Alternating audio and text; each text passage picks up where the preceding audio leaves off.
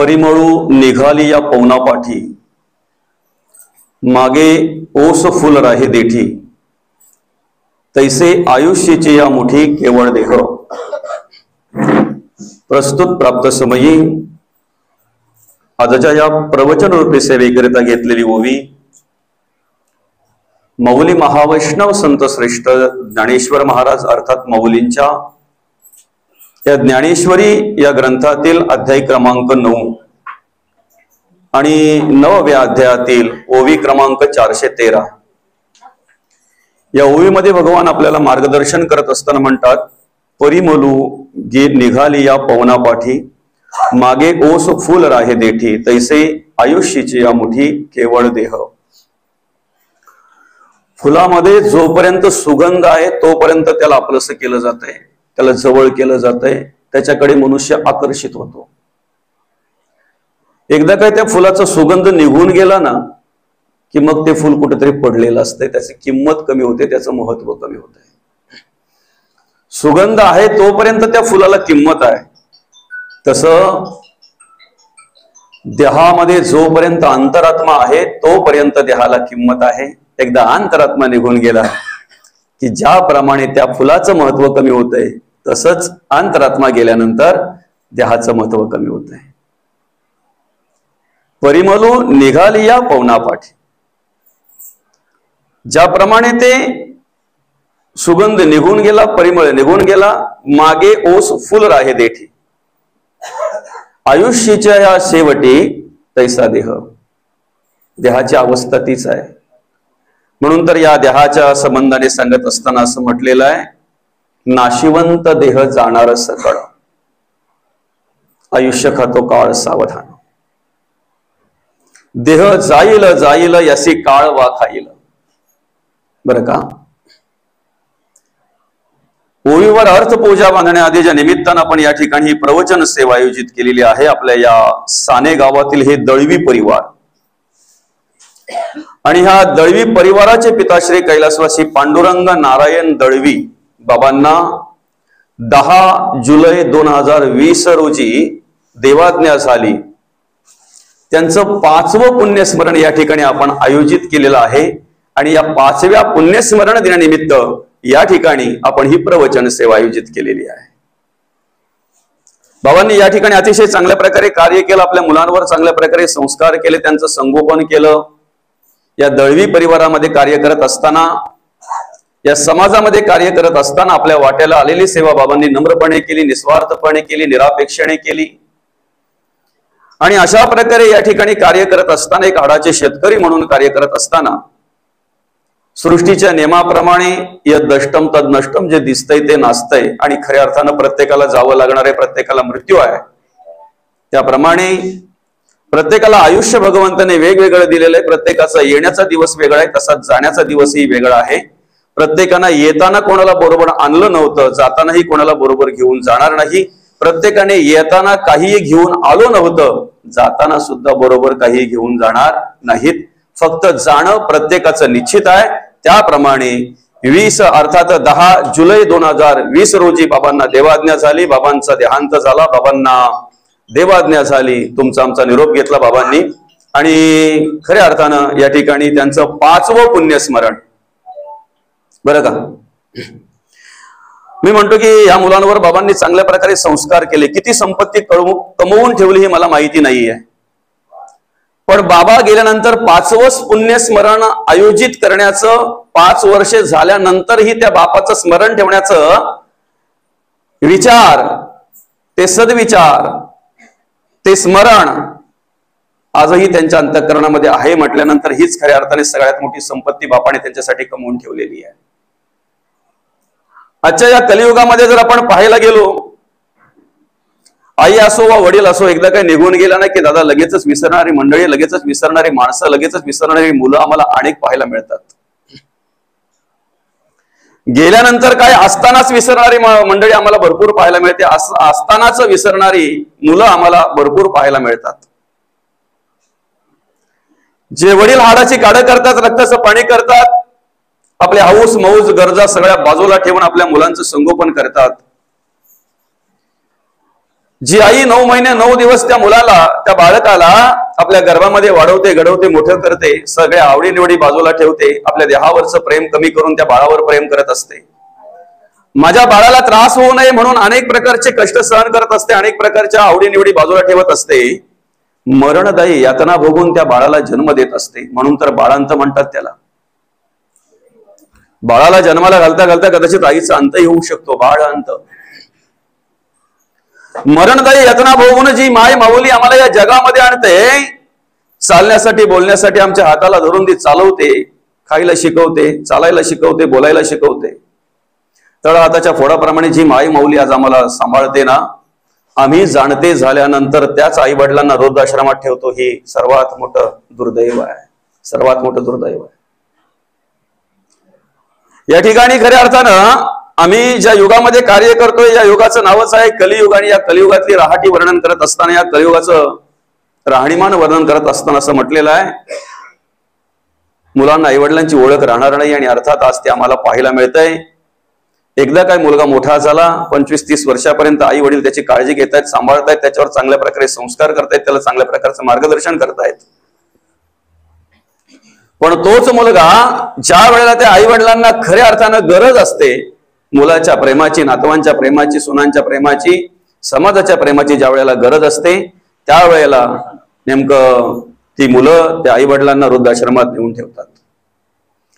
या ठिकाणी खऱ्या अर्थानं या बाबांविषयी जर सांगायचं झालं, या मुलांविषयी जर सांगायचं झालं, तर बाबा जाऊन आज 5 वर्ष झाली. आणि हे 5वं पुण्यस्मरण या ठिकाणी आपण आयोजित केलेलं आहे.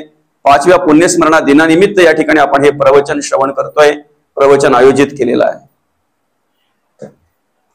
आम्ही कितीतरी ठिकाणी असं पाहतो, एकदा काय आई वडील निघून गेले की 1-2 वर्ष फोटो त्यांचा राहतो. एकदा काय कुठेतरी ठेवलेला फोटो खाली पडून फुटला की तो माळ्यावर जातो. माळ्यावरून फोटो कधी गायब होतो पत्ता लागत नाही. बाकीची आठवण ठेवायचं तर लांबच गेलं. बरं का, आज 5वं पुण्यस्मरण आपण या ठिकाणी आयोजित केलेलं आहे. बाबांचं 5 वर्ष झाली बाबांना जाऊन. आणि आजही ती मुलं तेवढ्याच श्रद्धेने आणि तेवढ्याच भक्तिभावाने आज बाबाचं खऱ्या अर्थानं हे पुण्यस्मरण साजरे करतायत, आठवण ठेवतायत, स्मरण ठेवतायत. हे त्यांच्यावर केलेले त्यांच्या आई वडिलांनी चांगल्या, अगदी सगळ्यात चांगले संस्कार आहेत, सगळ्यात उत्तम आणि सगळ्यात श्रेष्ठ संस्कार आहेत. आम्ही आमच्या जीवनामध्ये अनेक प्रकारचे कर्म करत असतो, कार्य करत असतो. बरं का, आणि अनेक प्रकारची कर्म जरी करत असलो तरी त्या सगळ्या प्रकारच्या कर्माचं रूपांतर मात्र 2 प्रकारामध्ये होते, पुण्य किंवा पाप. पाप किंवा पुण्य. आणि 2 प्रकारचं ज्या वेळेला त्याचं विभागणी झाली जाते, त्यापैकी एकाच प्रकारचं गाठोड आमच्या बरोबर असतंय, पापाचं किंवा पुण्याचं, दोन्ही नाहीत. बरं का, पापाचं किंवा पुण्याचं दोन्हीपैकी एकच प्रकारचं गाठोड आमच्या बरोबर असतंय. आणि म्हणून मग काय होतंय माहितीये का, पुण्याचं जर गाठोड आमच्या बरोबर असेल तर त्या ठिकाणी आम्हाला सगळ्या प्रकारचं सहाय्य केलं जातंय, सगळ्या प्रकारचं सहाय्य होत आहे. आमचा प्रवास सुखकारक असतो, आताचाही आणि मरणोत्तरही. बरं का, ज्याच्या गाठीला पुण्य आहे ना, त्याचा जिवंतपणीचा पण प्रवास सुखकारक आहे. आणि मरणोत्तर जो प्रवास सांगितलेला आहे ना, तोही सुखकारक आहे. ज्याच्या गाठीला पाप आहे, आपण बोलतो मेल्यानंतर सगळं भोगायला येत आहे, पण या कलियुगामध्ये असं आहे, बऱ्याचशा प्रकारचा आताच भोगायचं आहे. मेल्यानंतर काय असेल ते असेल, पण बऱ्याचशा प्रकारचा आताच भोगायचं आहे. ज्याच्या गाठीला पाप आहे त्याला आताही भोगायचं येत आहे. आणि मरणोत्तर त्याची काय अवस्था आहे ते अनेक पुराणांमध्ये, शास्त्रांमध्ये वर्णन केलेली आहे. बरं का, आमच्या जीवनाचा समतोल जो आहे ना, आमच्या आयुष्याचा जो समतोल आहे ना, तो कर्मावर अवलंबून आहे. आम्ही काय कर्म करतोय त्याच्यावर अवलंबून आहे. आम्ही कसं जगतोय, आम्ही कसं वागतोय त्याच्यावर आमचा सगळा समतोल अवलंबून आहे जीवनाचा. आणि म्हणून मग खऱ्या अर्थानं त्या कर्मातून मुक्त व्हावं, त्या विचारातून मुक्त व्हावं, त्या गुणातून मुक्त व्हावं. आणि त्याच्यातून मुक्त झाल्यानंतर 83,99,999 योनीतून मुक्त व्हावं म्हणून 84 लक्ष जीव योनी अर्थात हा नरदेह आम्हाला भगवंताने दिलेला आहे. कशासाठी दिलेला आहे? याच नरदेहाचे नी लागवेगे, नर करणी करेशु नरका नारायण बन जाय. आमचा उद्धार होण्याचा मार्ग हाच आहे. आमच्या आयुष्याचं सार्थक करून घेण्याचा मार्ग आहे. 83,99,999 योनीतून मुक्त होण्याचा मार्ग म्हणजेच हा नरदेह आहे, हा मनुष्य देह आहे. मुक्त होण्याचा मार्ग. आम्हाला ह्या राडगाड्यातून जर सुटायचं आहे ना, तर नरदेह हे साधन आहे. बरं का, नरदेह हे साधन आहे. माया आहे, देहबुद्धी आहे. या देहाकडे बघितलं तर पाहायला गेलं तर असं म्हटलेलं देह नाशिवंत आहे. नाशिवंत देह जाणार सकळ आयुष्य का तो काळ सावधान. देह जाईल जाईल याशी काळ वा खाईल. देह हे काळाचे धन कुबेराचे अनेक प्रकारे जाणीव, अनेक प्रकारे ओळख करून आम्हाला दिलेली आहे त्या ठिकाणी. बरं का, पण नाशिवंत जरी असेल ना, आसारालाही महत्व असतंय जोपर्यंत त्याच्याबरोबर सार आहे. बरं का, आसारालाही महत्व असतंय जोपर्यंत त्याच्याबरोबर सार आहे किंवा साराचा आधार त्याला आहे. मायेलाही किंमत तोपर्यंत आहे जोपर्यंत आधार ब्रह्माचा आहे. देहाला किंमत तोपर्यंत आहे जोपर्यंत या देहामध्ये अंतरात्मा कार्य करतोय, या देहाला अंतरात्मा सांभाळतोय, तोपर्यंत किंमत आहे. माया म्हणून बाजूला सारता कामा नये, देहबुद्धी अर्थात देह म्हणून बाजूला सारता कामा नये किंवा देह म्हणून त्याच्याकडे दुर्लक्ष करून चालणार नाही. खऱ्या अर्थानं आम्हाला सुटण्यासाठी, मोकळं होण्यासाठी, मुक्ती मिळण्यासाठी देह हे भगवंतानी साधन दिलेलं आहे. साधन दिलेलं आहे. आम्हाला खरं तर गरज असते शेंगदाण्यांची. बरं का, पण त्याच्या बरोबर ते टरफल भगवंताला द्यावंच लागतंय. भुईमुगाच्या शेंगा टरफल आहे म्हणून शेंगदाणे आमच्यापर्यंत व्यवस्थित पोहोचणार आहेत. त्यातले दाणे, त्या भुईमुगाच्या शेंगा आहेत, वरचं टरफल आहे म्हणून ते आतले गर, आतले जे काही सार आहे ते आमच्यापर्यंत पोहोचणार आहे. कल्पना करा, जर वरती ते टरफल जर दिलं नसतं तर फक्त त्या टरफलाने एवढं स्मरणात ठेवायचं आहे की आतमध्ये शेंगदाणे आहेत म्हणून तराजूमध्ये मला तोललं जात आहे आणि माझा मोबदला काही असेल, माझं मोल जे काही ते दिलं जात आहे. शेंगदाणे काढल्यानंतर बाकीचा जो भुसा राहतो, जे काही टरफल राहतात, त्याला कोणीही किंमत देत नाही. कोणीही किंमत देत नाही. तसं पाहायला गेलं तर आम्ही जेव्हा केळी विकत घेतोय की नाही, त्यावेळेला साली सकट पैसे देत असतो. असं बोलतोय का, नको बाबा सालीचं वजन पण खूप आहे, ते एवढं वजन पण मला काही जाणार नाही, एक काम कर, तुझ्या तू साली काढून घे, गर घेऊन जातोय मी. त्याचं काय म्हणतात, शिखरण का, केळ्याचं काय बनवतात, घरी येईपर्यंत शिखरण होऊन जाईल साली काढून घेतलं तर. काय समजतंय का? पण त्या वरती जे टर्फल आहे ना, जी साल आहे ना, तिला किंमत कळली पाहिजे की आतमध्ये गर आहे ना, तोपर्यंत मला किंमत आहे, तोपर्यंत माझं महत्व आहे. आमच्या या देहाला किंमत कुठपर्यंत आहे, जोपर्यंत अंतरात्मा आहे तोपर्यंत. एकदा अंतरात्मा निघून गेला ना, आमचं बाकीचं अस्तित्व तर लांबच गेलं. बरं का, बाकीचं अस्तित्व लांब गेलं आमचं.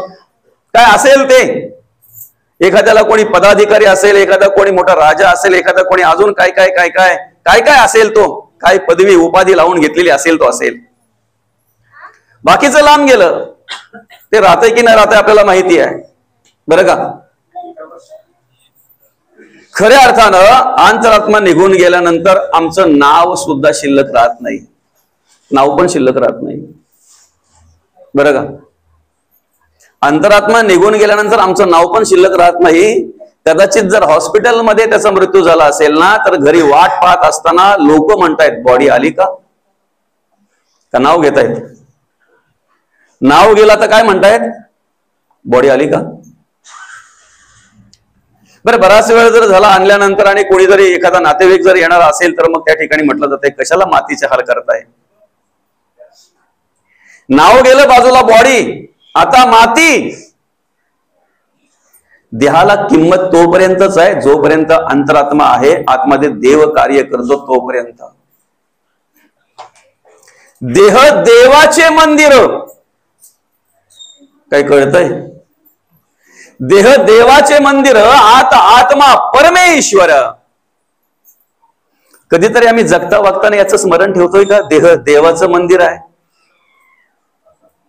आणि जर स्मरण असेल तर त्या मंदिरामध्ये काय दिलं पाहिजे, मंदिरामध्ये काय घेतलं पाहिजे, कशाचं आवाहन केलं पाहिजे, कशाचं विसर्जन केलं पाहिजे, मंदिरामध्ये काय चालतंय, मंदिराची कर्म कशी असतात, मंदिरातली काय कार्य असतंय. देह जर देवाचं मंदिर आहे तर आम्ही कशा प्रकारे राहिलं पाहिजे, जगलं पाहिजे, वागलं पाहिजे, याचा विचार आम्ही करायला हवा. याचा विचार आम्ही करायला हवा. कारण देह आमच्यासाठी महत्वाचा आहे. देह हे साधन आहे, आम्हाला मुक्त होण्यासाठी साधन आहे. त्या साधनावर आम्ही प्रेम करावं, त्या साधनाविषयी आमच्या अंतःकरणामध्ये आसक्ती असावी. कुठपर्यंत? आम्हाला जे साध्य करायचंय तोपर्यंत. आम्हाला साध्य काय करायचंय? आलासी कोठोणी जासी कवण्या रे ठाया, घरदार नोहे तुझी अवघी लटकीच माया, सावध होई बापा काळ लागला मापा, प्रपंची गुंतू नको पाय बुडत असे पापा. आम्हाला काय साध्य करायचंय? क्षण क्षण हाची करावा विचार, करावा या पार भव सिंधू. का? नाशिवंत देह जाणार, सकळ आयुष्य खातो काळ सावधान. आम्हाला साध्य करायचंय. जोपर्यंत ते साध्य होत नाही तोपर्यंत आम्हाला या साधनावर प्रेम करायचंय, या साधनाकडे लक्ष द्यायचंय, या साधनाचा विचार करायचा आहे. आम्ही ज्या वेळेला वासिंदवरून शहापूरला जात असतो, बरं का, वाड्यावरून आलेली बस असते नाशिकला जाणारी, किंवा अजून पुढे कुठेतरी जाणारी असते. पण आम्ही वासिंदला बसल्यानंतर फक्त त्या बसमध्ये शहापूर पर्यंतच बसतो. एकदा शहापूरचा स्टॉप आला की त्या ठिकाणी आम्ही उतरतोय. त्याच ठिकाणी त्या साधनाला आम्ही विसरतोय, त्या साधनाचा आम्ही त्याग करतोय, किंवा त्या साधनाला आम्ही दूर करतोय. आम्हाला फक्त वासिंदवरून शहापूर पर्यंत जाण्यासाठी ते साधन आहे. पण शहापूरला गेल्यानंतरही जर त्या साधनाविषयी आमच्या अंतःकरणामध्ये आसक्ती निर्माण झाली, इथपर्यंत पोहोचवलंय, मग आता पुढे जायला काय हरकत आहे? तर आम्हाला जे साध्य करायचंय ते साध्य होणार नाही, ते राहिलं जाईल, ते बाजूला सारलं जाईल. आम्ही या देहावर प्रेम तिथपर्यंत करायचंय जोपर्यंत आम्हाला एखादी गोष्ट साध्य करायचंय ना, जे साध्य करण्यासाठी आम्हाला भगवंताने नरदेह दिलेला आहे ना, ते साध्य होत नाही तोपर्यंत आम्ही या देहाचा विचार करायचा. संतांनी काय केलं? संतांनी देहाचा विचार तोपर्यंतच केला जोपर्यंत आलो याची कारणाशी. ज्या कारणास्तव आम्ही आलेलो आहे ना, ज्या कामानिमित्त आम्ही या ठिकाणी आलेलो आहे ना, तोपर्यंत त्या देहाचं अर्थात त्या साधनाचा विचार केला, त्या साधनाचा अगदी जर पाहायला गेलं तर प्रेम केलं, त्या साधनाचा विचार केला. कार्य संपल्यानंतर संत किती वेळ राहिलेत बरं? ज्या वेळेला त्यांना कळलं आता आपण ज्या कार्यानिमित्त आलो होतो ते कार्य झालं, ते कार्य आपण आता केलेलं आहे, त्याच्यानंतरच आयुष्य बघा संतांचं. स्थितप्रज्ञाची भूमिका, स्थितप्रज्ञाची स्थिती त्याच पद्धतीने या गीतेमध्ये भगवंताने वर्णन केलेली आहे. स्थितप्रज्ञ कशाला म्हणतात बरं का? जीवनमुक्त अवस्था ज्याला म्हणतात ना, ती हीच अवस्था असते. जीवनमुक्त तो राहत असतोय, सगळं काही कार्य करताना दिसत असतो आपल्याला, आपल्यासारखंच सगळं काही संसार करताना दिसेल, घरामध्ये सगळ्या प्रकारचं कार्य करताना दिसेल, जगताना वागताना दिसेल. पण आपल्या जगण्या वागण्यामध्ये आणि त्याच्या जगण्या वागण्यामध्ये खूप अंतर असेल, फरक असेल. जीवनमुक्त आणि आम्ही याच्यामध्ये खूप फरक आहे. संतांनी संसार केला नाही का? जगद्गुरु तुकोबांनी संसार केला नाही? शांती ब्रह्मनाथ महाराजांनी संसार केला नाही? संत शिरोमणी नामदेव महाराजांनी संसार केला नाही? मग घरामध्ये राहून याच नरदेहाच्या आधाराने हेच साधन होतं ना, का वेगळा देह होता? हेच साधन होतं ना. हेच साधन घेऊन जर त्यांनी त्यांच्या घरामध्ये राहून, संसारात राहून जर देवाचं कार्य केलं, देशाचं कार्य केलं, धर्माचं कार्य केलं, तर आमच्याकडून आमच्या घरात राहून ते का होत नाही बरं? काय फरक आहे त्यांच्यात आणि आमच्यात? मुलाबाळांमध्ये राहून त्यांनी ते कार्य केलं ना, घरामध्ये समाजामध्ये राहून त्यांनी ते कार्य केलं ना. फरक एवढाच आहे की आमच्या मनामध्ये, आमच्या अंतःकरणामध्ये, आमच्या संसाराविषयी अधिक करून आसक्ती निर्माण झालेली आहे. आसक्ती निर्माण झालेली आहे. जे आमचं याच्या आधी नव्हतं, आजही नाही आणि याच्या पुढेही नाही ना, ते आम्ही आमचं म्हणून स्वीकारतोय. आमचं म्हणून त्याच्यावर प्रेम करतोय, आमचं म्हणून त्याच्याविषयी आमच्या अंतःकरणामध्ये ममत्व निर्माण होतंय, आसक्ती निर्माण होते. आणि एकदा का एखाद्या गोष्टीची आसक्ती निर्माण झाली ना, एखाद्या गोष्टीविषयी अंतःकरणामध्ये ममत्व निर्माण झालं ना, की मग मात्र ती वस्तू बाजूला झाल्याचं दुःख माणसाला होतंय. माझी आहे ना, मग दुःख होणार. माझी नाहीच आहे, दुःख होणारच नाही ना. बरं का, संसारात कार्य करत असताना त्यांनी कसं केलं माहितीये का? कापूर जळताना दिसतंय ना, कापूर जळताना दिसतंय की नाही, पण संपल्यानंतर तिथं काही शिल्लक असतंय? एकदा जळून झाल्यानंतर तिथं काही शिल्लक असतंय? तसं माणसाचं जगणं असावं. कापुराची वाती उजळली, ज्योती ठाईच समाप्ती झाली जैसी. बरं का, जाणं तर प्रत्येकाला आहे, फक्त जाण्याच्या आधी आम्हाला काय साध्य करायचंय ना, हे महत्वाचं आहे. साधन दिलेलं आहे भगवंतांनी. नरदेह हे साधन आहे. 83,99,999 एवढी जे कार्य करू शकत नाही ते कार्य नरदेह करत असतो. 83,99,999 एवढीला जे महत्व नाही ते महत्व नरदेहाला आहे. माणसाचा जन्म आणि जन्माच्या आधीपासून विधी आहेत. काय समजतंय का? जन्माच्या आधीपासूनच्या विधी आहेत, मरेपर्यंत नाही, मरणोत्तर. 5वं पुण्यस्मरण आहे, मरणोत्तर विधी आहेत. इतर प्राण्या पक्ष्यांना काही आहे का याचं? काही माणूस जन्माला आला तरी सोहळे आहेत, खायला लागला तरी सोहळे आहेत, बोलायला लागला तरी त्याची विधी आहे, सोहळे आहेत. पुढे संसार करायचं म्हटल्यानंतर संसाराच्या आधीची सगळ्यात मोठा सोहळा आहे तो. आपल्या आयुष्यामध्ये जे 16 संस्कार सांगितलेले आहेत ना, त्या 16 संस्कारांपैकी सगळ्यात मोठा श्रेष्ठ संस्कार जर सांगितला असेल तर तो म्हणजे शुभविवाह सोहळा. हे सगळे सोहळे आहेत, हे सगळे संस्कार आहेत, या सगळ्या विधी आहेत.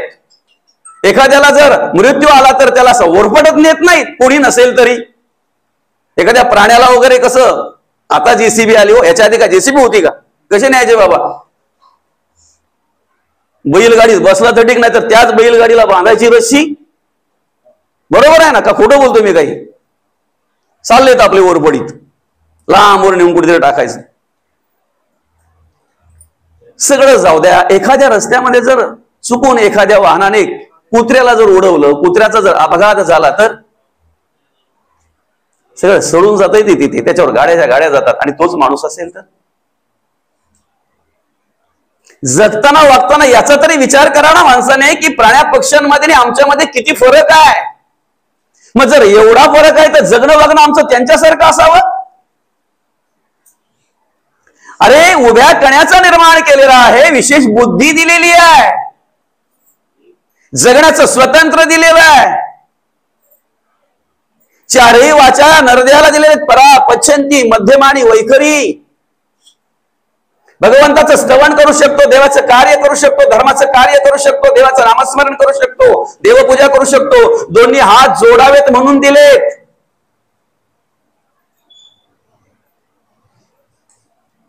आम्ही विचार केला पाहिजे की त्या प्राण्या पक्ष्यांमध्ये आणि आमच्यामध्ये जर एवढा फरक आहे तर निश्चित देवाची काहीतरी अपेक्षा आहे, आशा आहे. या नरदेहाकडून आम्हाला काहीतरी साध्य करायचं आहे, आम्हाला काहीतरी साध्य करायचं आहे.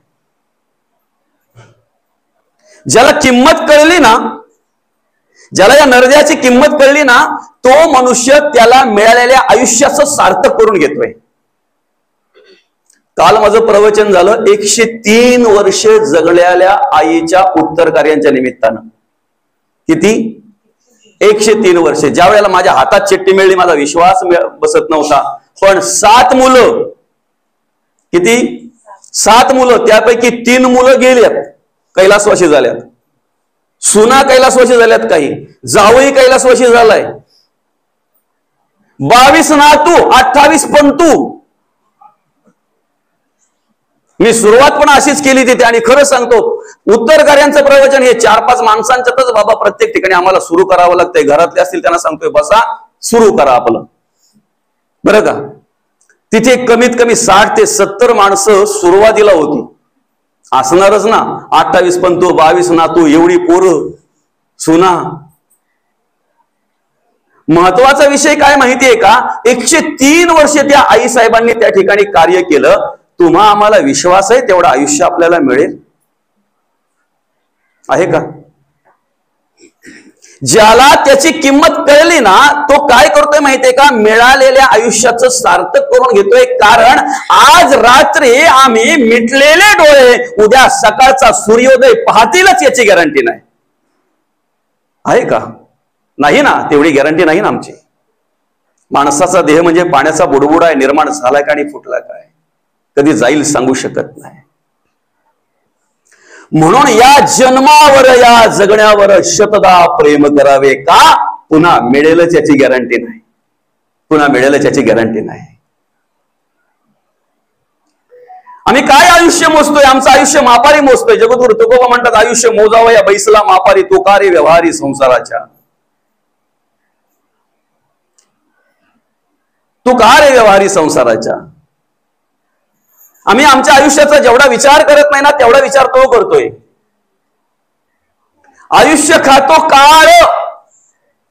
जर भगवंताचं स्मरण नसेल, देवाचं स्मरण नसेल, देवाचं देशाचं धर्माचं कार्य जर आमच्याकडून घडत नसेल, समाजाचं कार्य जर आमच्याकडून घडत नसेल, फक्त स्वार्थ आणि स्वार्थ जर आमच्या अंतःकरणामध्ये भरलेला असेल, फक्त स्वतःसाठी मनुष्य जो जगत असेल ना,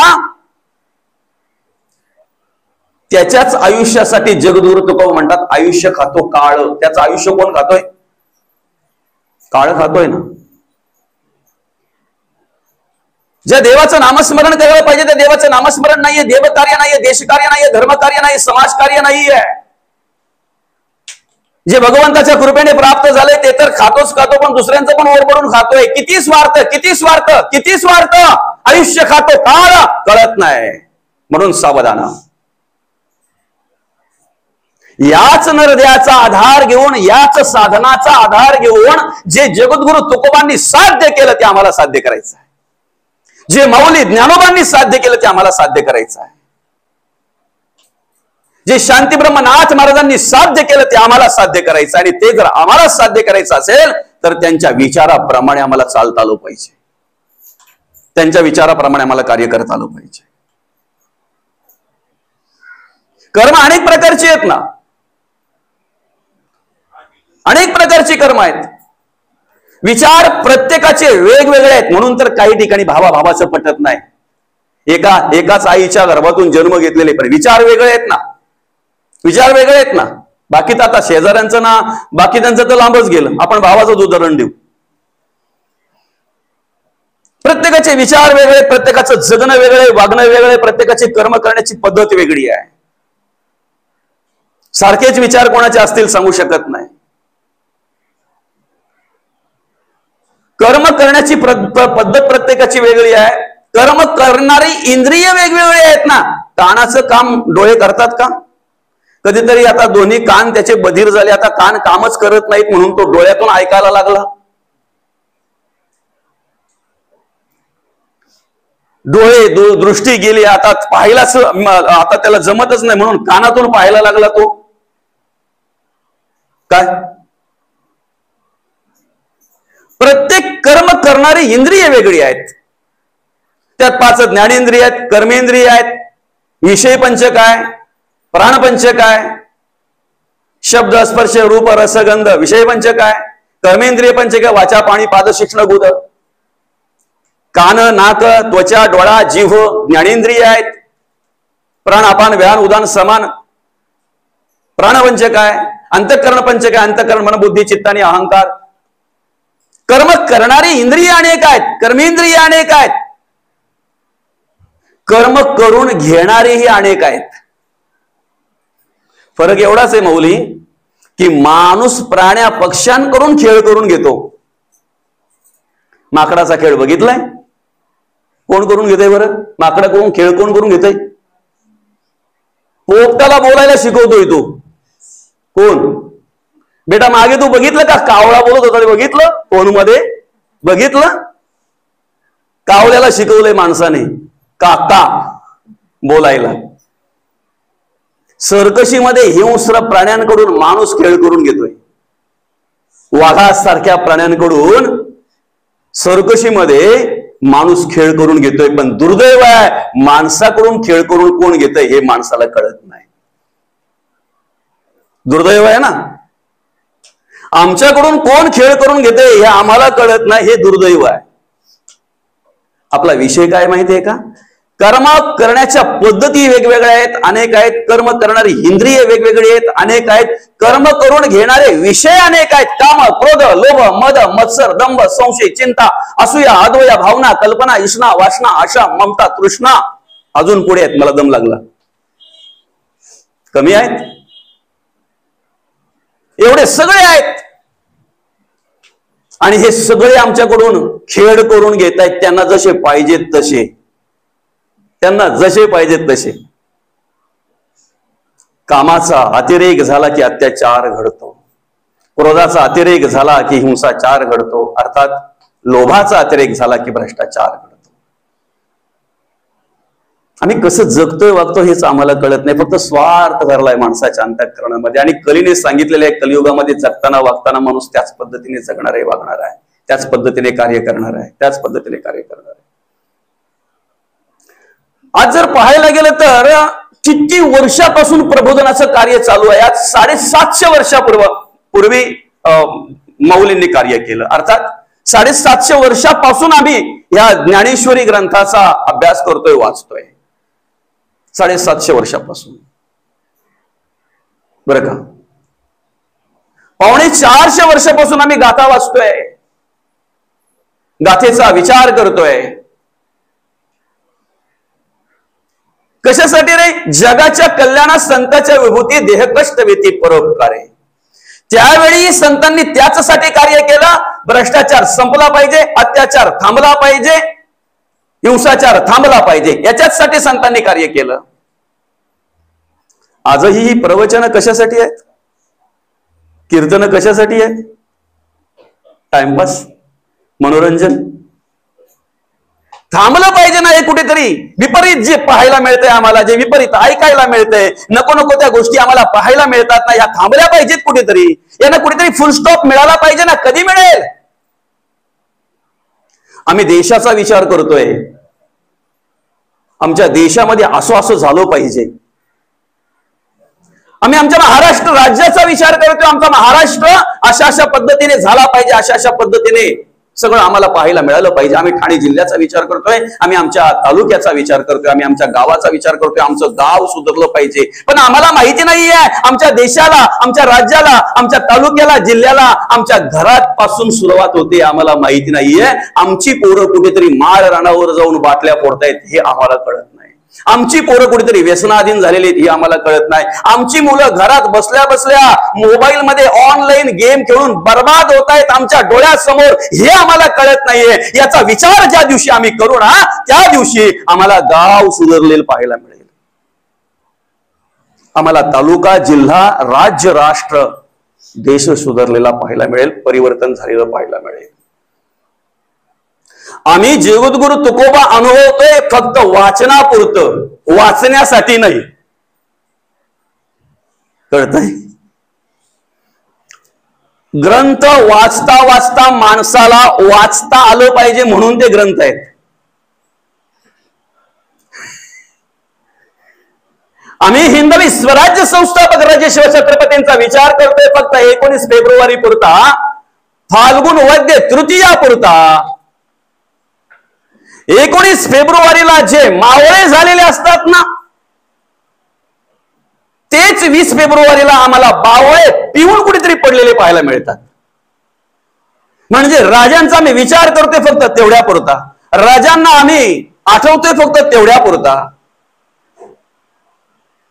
हिंसाचार, भ्रष्टाचार, अत्याचार थांबावा असं वाटत असेल तर त्यासाठी आम्ही जगद्गुरु तुकोबांना वाचलं पाहिजे, माऊली ज्ञानोबांना वाचलं पाहिजे, शांती ब्रह्मनाथ महाराजांना वाचलं पाहिजे. आम्ही त्यांना वाचलं ना की मग ग्रंथ कळतील. जोपर्यंत आम्ही त्यांना वाचत नाही ना, तोपर्यंत त्यांचं वाङ्मय आम्हाला कळणारच नाही. ते शब्दच आहेत, त्या ओव्याच आहेत तोपर्यंत, ती अक्षरच आहेत तोपर्यंत. जेव्हा आम्ही त्यांना वाचू ना, तेव्हा ते आमच्यासाठी मार्गदर्शन आहे. नुसतं मार्गदर्शन नाही, आमच्यासाठी अमृत आहे, नवे नवे अमृताच्या पलीकडे आमच्यासाठी. ज्या वेळेला आम्ही त्यांना वाचू तेव्हा करता आलं पाहिजे ना, ते करता आलं पाहिजे. बरं का, आज एवढं असून सुद्धा भ्रष्टाचार थांबलाय का? थांबलाय भ्रष्टाचार? आमची सर्वसामान्य माणसं परवडली, शेता बांधावर काम करणारी माणसं परवडली. कधीतरी एखाद्या दुकानात गेल्यानंतर जर यांनी थोडासा अंधारा असताना जर 100ची नोट दिली आणि त्यांनी 500 समजून जर याला 400 परत दिले ना, तर तो तिथल्या तिथे परत करतोय. दादा, अरे 100ची नोट होती दादा, 500ची नव्हती. याला श्रीमंत म्हणतात. याला काय म्हणतात? श्रीमंत. आणि ही खरी श्रीमंती आहे, खरी श्रीमंती आहे.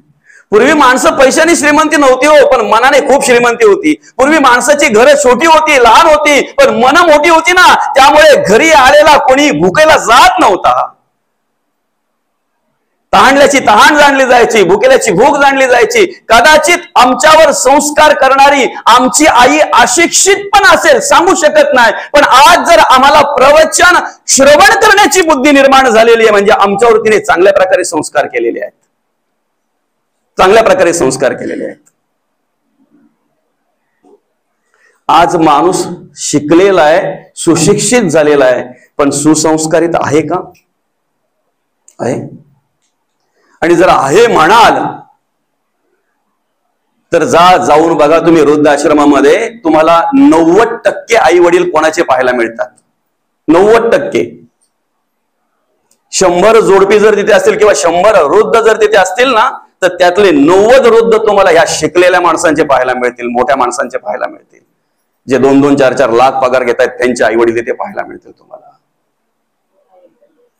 अरे तुम्हाला तळ हाताच्या फोडाप्रमाणे ज्यांनी जपलं, वाढवलं, घडवलं, मरण यातना भोगून या जगामध्ये आणलं, जगात वागायला, जगाला शिकवलं, ज्या वेळेला त्यांना तुमची गरज असते त्यावेळेला जर तुम्ही त्यांना सांभाळू शकत नसतील, तर तुमच्या प्रॉपर्टीला काय आग लावायची आहे का? तुमच्या करोडो रुपयाच्या बंगल्यांना काय आग लावायची आहे? आणि हे काय पुराणातलं चाललंय का? शास्त्रातलं चाललंय? हे काय पूर्वीचं चाललंय का? काय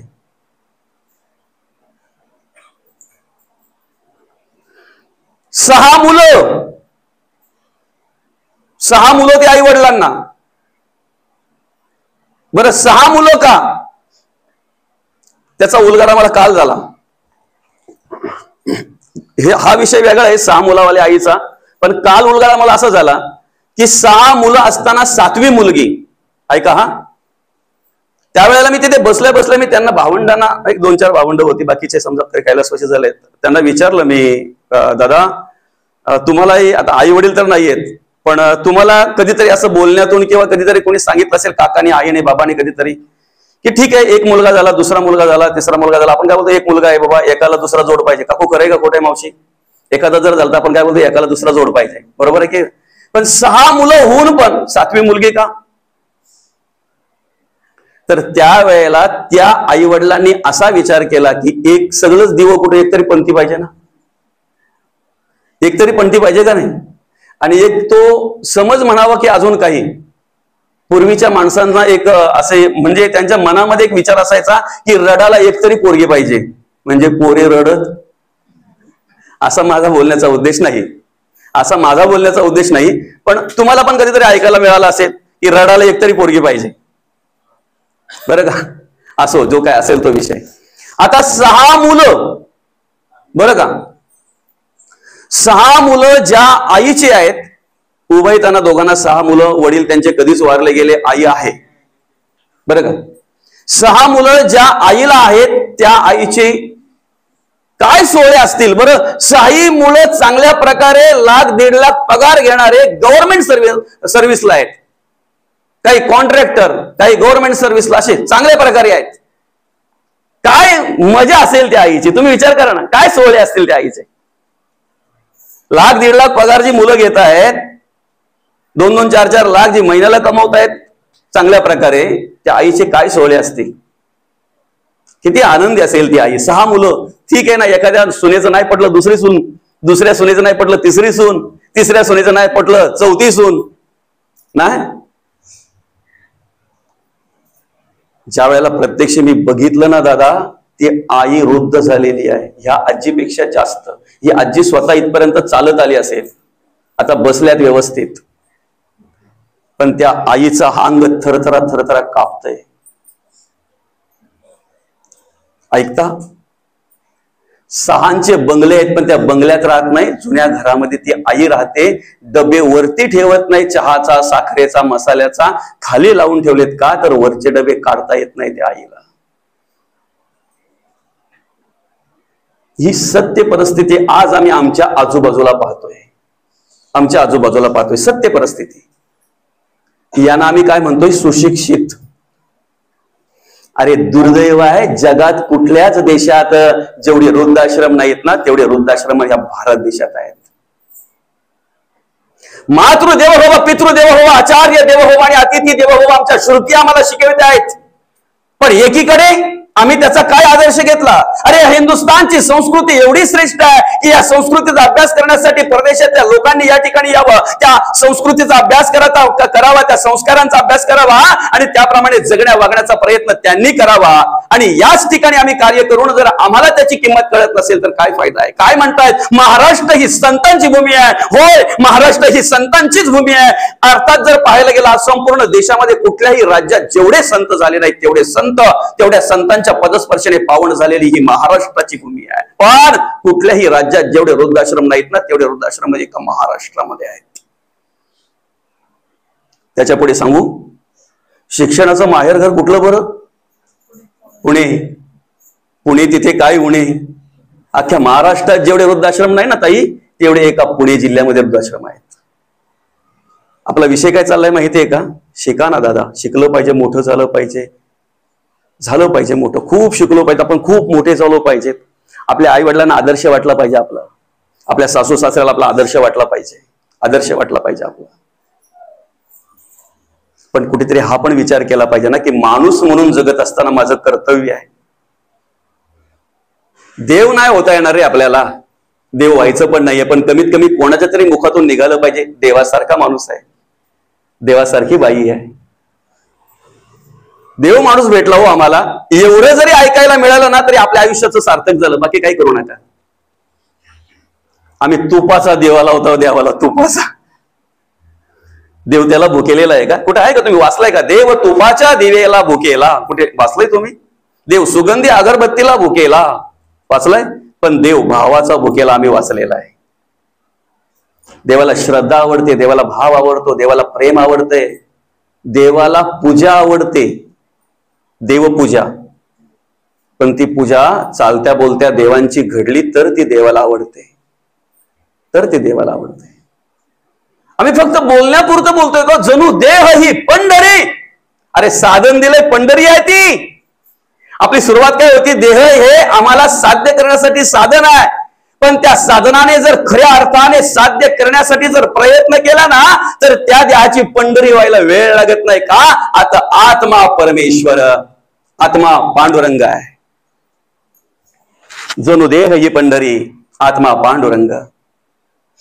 पण त्या पद्धतीने जगलो वागलो तर ना, त्या पद्धतीने कार्य केलं तर ना,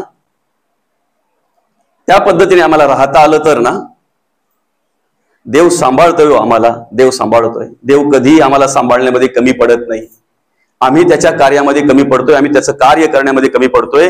देव आमचं कार्य करण्यामध्ये कधीही कमी पडत नाही, कधीच नाही. तृषेने शोकले शरीर आत्मयास कळे, हा विचार मग उठवून शरीर चालवे उदकाकडे. आम्ही झोपतोय ना त्यावेळी सुद्धा देव आमच्यासाठी जागा असतोय. श्वास उश्वास चालू आहे ना, कुठपर्यंत? जोपर्यंत अंतरात्मा आहे तोपर्यंत. आत्मा जाता देह पडे, देह पडता म्हणती मडे मड्यास कर्तृत्व न घडे कदा काळी. म्हणून माणसं आहेत तोपर्यंत सांभाळा. ऐका, देवाला तुम्ही तुपाचा दिवा लावताय की पाम तेलाचा लावताय याच्याशी देवाला गरज नाही. तुमच्या परिस्थितीप्रमाणे दिवा लावा आपल्या समाधानासाठी. तुम्ही जर देवासाठी लावताय असं वाटत असेल तर हा तुमचा भ्रम आहे. काय? तुम्ही अगरबत्ती लावा तुमच्या परिस्थितीप्रमाणे, ती अगदी भारी लावा की हलकी लावा, देव ते पाहत नाही. तुमची श्रीमंती देव पाहत नाही, तो दिवा प्रज्वलित करताना तुमचा भाव काय आहे ना, तुमच्या मनात काय विचार आहेत ना, हे देव पाहत असतो. ती अगरबत्ती ओवाळताना तुमच्या अंतःकरणामध्ये काय विचार आहेत, तुमच्या मनामध्ये काय विचार आहेत ना, हे देव पाहत असतो. आणि हेच देवाला आवडत आहे, हेच देवाला आवडत आहे. आणि म्हणून जर आम्हाला ती देवाची सेवा करायची आहे ना, देवपूजा जर करायची आहे ना, तर आम्ही पहिला विचार केला पाहिजे, ही चालती बोलती मंदिरं ही व्यवस्थित केली पाहिजे. संतांनी काय केलं बरं? समाज प्रबोधन करणं म्हणजे काय? चालती बोलती मंदिरं घडवणं. समाजामध्ये जनजागृती करणं म्हणजे काय? चालती बोलती मंदिरं घडवणं. देवालयामध्ये आपला देऊल पूजिता पावे त्याला. आम्ही देहाची सेवा केली की देवाला पोचते. काय समजते का? आम्ही देहाची सेवा केली की देवाला पोचते, पण ती करता आली पाहिजे. आमच्या जगण्या वागण्यामध्ये जर काही माणसं दुखावली जात असतील, आमच्या जगण्या वागण्यामुळे जर समजा काही माणसांना त्रास होत असेल, तर आमचं जगणं वागणं आम्ही शोधलं पाहिजे. कसं आहे, आम्ही काय करतोय, चांगलं करतोय की वाईट करतोय, आम्ही शोधलं पाहिजे. याचा विचार आम्ही केला पाहिजे, बरं का? दगड मारणाऱ्यांना सुद्धा संतांनी फुलं दिलेली आहेत. शाप नाही दिले, आशीर्वाद दिलेत. आशीर्वाद दगड मारणाऱ्यांना सुद्धा, त्रास देणाऱ्यांना सुद्धा संतांनी चांगलं मार्गदर्शन करून त्यांच्यामध्ये बदल घडवला. त्रास देणाऱ्यांना सुद्धा. आम्ही जर त्याच जगद्गुरु तुकोबांच्या महाराष्ट्रात कार्य करतोय, आम्ही जर त्याच माऊली ज्ञानोबांच्या महाराष्ट्रात कार्य करतोय, तर आम्हाला तेवढा विचार करायला नको का? आम्ही काय करायला पाहिजे बरं? इथे कसं आहे माहितीये का? आम्ही जे देतोय ना, त्याच्यापेक्षा डबल देव आम्हाला देतो. कुठलाही असू द्या बाबा. म्हण होती बघा ती, पेरावे तसे उगवते. बरोबर की नाही? पेरावे तसे उगवते. तुम्ही जर आता झिनी लावली असेल, तर कापणीच्या वेळेला तुम्ही रत्नाची किंवा अजून कसली अपेक्षा करून चालेल? बरं, तुम्ही नको त्या जर लावला असेल, काय कोलब्या फोलब्या काय बोलतात ते, काय बाबा अजून काय भात असतील ना, जाड भातांचे नावं सांगा बरं. 2-4 कर्जत जाड आहे का? रत्न अजून काय असतील 2-4 ते आता नवीन आले असतील काय माहिती. बरं, ती लावली आणि आम्ही झिनीची जर अपेक्षा केली तर चालेल का? नाही चालणार. जे लावू तेच ना, पेरावे ते उगवते. बरोबर आहे की नाही? सृष्टीचा नियम तोच आहे. अजून पण आंब्याला आंबाच येतो, चिकू नाही, बरं का? अजून पण चिकूला चिकूच येतात, आंबे नाहीत. सृष्टीचा नियम बदलला. आम्ही म्हणतो सगळं बदललं. काय बदललंय व? सगळं बदललं म्हणजे काय बदललंय? त्रेता युगामध्ये श्रीराम प्रभूंनी केलेलं कार्य आम्हाला आजही पृथ्वीवर पाहायला मिळतंय. मिळतंय ना? म्हणजे पृथ्वी तीच आहे. पृथ्वी बदलली असती तर मिळालं नसतं पाहायला ते आम्हाला. द्वापार युगामध्ये भगवान श्रीकृष्णांनी केलेलं कार्य पांडवकालीन मंदिर आजही आम्हाला पाहायला मिळतात. म्हणजे द्वापार युगामध्ये जी पृथ्वी होती तीच पृथ्वी आहे. तोच सूर्य आहे, आप तेज आहे, तेज आकाश आहे, तीच पृथ्वी आहे, तोच वायू आहे. पंचभूत बदलली नाहीत. आजही आंब्याला आंबे येतात, चिकूला चिकू येतात, संत्र्याला संत्र येतात, पेरूला पेरू येतात. तेही बदललेलं नाही. मग बदललंय काय? बदललंय काय? 4 प्रकारची युग आहेत: कृता, त्रेता, द्वापार आणि कली. बरं का? सत्ययुगामध्ये 100% पुण्य होतं. 100% पुण्य, म्हणून त्याचं नावच होतं सत्ययुग. बरं का? आणि त्यावेळेला 100% पुण्य होतं म्हणून ध्यान धारणेला महत्व होतं बाबा. त्यावेळेला साधना काय होती माहितीये का? ध्यान धारणा करणं. बरं का? साधना काय होती? ध्यान धारणा. आणि 100% पुण्य, जे पोटात तेच. समजतंय ना? आता 100% पुण्य म्हणजे काय समजलं असेल तुम्हाला. 100% सत्य म्हणजे काय? जे पोटात तेच ओठात. पोटात एक ना ओठात एक, हे धंदा नव्हतं. आई बहीण माझी बिंदास्तपणे रात्री अपरात्री बिंदास्त कुठेही प्रवास करू शकत होती, कारण पत्नी पतीशी एकनिष्ठ होती आणि पतीही पत्नीशी एकनिष्ठ होता. कुठल्याही प्रकारचं वैर नव्हतं. कुठल्याही प्रकारचं वैर नव्हतं. भ्रष्टाचार, अत्याचार, हिंसाचार याचा विचारच नव्हता त्यावेळेला. विचारच नव्हता. म्हणून साधना होती ध्यान धारणा करणं, ध्यान करणं. ध्यानाला महत्व होतं त्यावेळेला.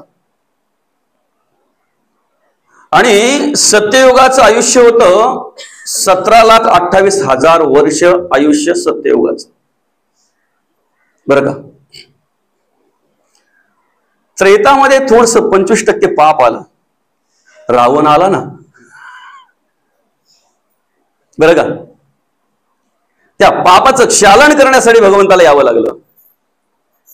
मग 25% पाप म्हटल्यानंतर त्यांनी आयुष्य पण लगेच 25% कमी करून टाकलं. त्याचं